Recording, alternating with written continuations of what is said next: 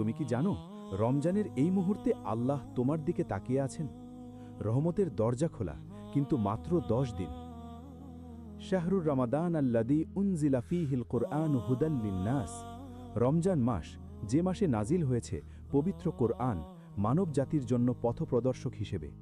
সূরা আল বাকারা আয়াত 185। আল্লাহ এই মাসটাকে সাধারণ রাখেননি, এটি রহমতের মাস।